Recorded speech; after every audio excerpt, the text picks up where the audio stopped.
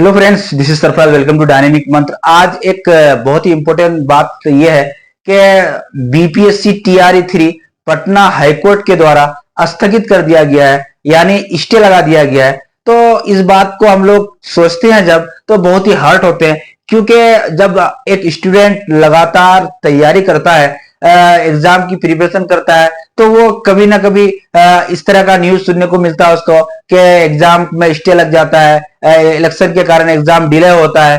तो स्टूडेंट को बहुत ही तकलीफ होती है, क्योंकि वो बेरोजगार जब होता है तो लगातार एग्जाम की तैयारी करता है क्वालिफाई होने के लिए, लेकिन जब एग्जाम ही नहीं होता है। अब यहां तक दुर्भाग्य की बात यह हो जाती है कि स्टूडेंट एग्जाम देने जाता है, एग्जाम में अच्छा पेपर देके आता है, लेकिन जो ही एग्जाम हॉल से निकलता है तो सुनने को मिलती है कि पेपर लीक हो जाता है। यानी आप स्टूडेंट की परेशानियों को नहीं देखते हैं। सरकार हमेशा उन लोगों को नहीं पकड़ते हैं कि जो पेपर लीक कराता है, कि क्यों पेपर लीक होती है।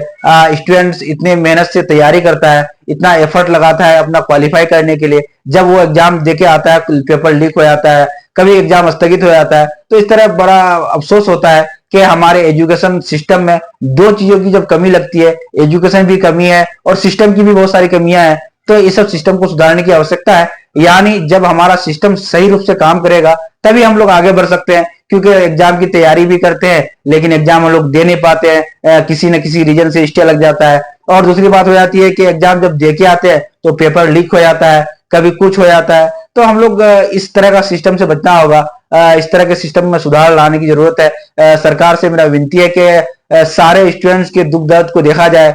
आप लोग तो बड़े बड़े महलों में रहते हैं, एसी रूम में रहते हैं, लेकिन एक स्टूडेंट जो होता है एक सरकारी स्कूल में या सरकारी गवर्नमेंट टीचर बनने के लिए या फिर किसी भी विभाग में जाने के लिए वो तैयारी करता है, तो उसका दर्द आप नहीं समझ सकते हैं, क्योंकि आपको तो इस चीज का एहसास होता नहीं है कि पढ़ाई कितने मेहनत से किया जाता है। ये चुनाव तो है नहीं कि 5 साल में एक बार आएंगे और वो लोगों को बेवकूफ बनाएंगे और वो चुनाव जीतने के बाद फिर से अपने एसी रूम में जाएंगे। और स्टूडेंट सारा परेशानियों का सामना करता है, कि एग्जाम देके आता है, लीक हो जाता है, स्टे लग जाता है, कभी कभी पेपर डिफिकल्ट पूछ देते हैं। तो यानी इस सारे सवालों का आपको ध्यान देने की जरूरत है।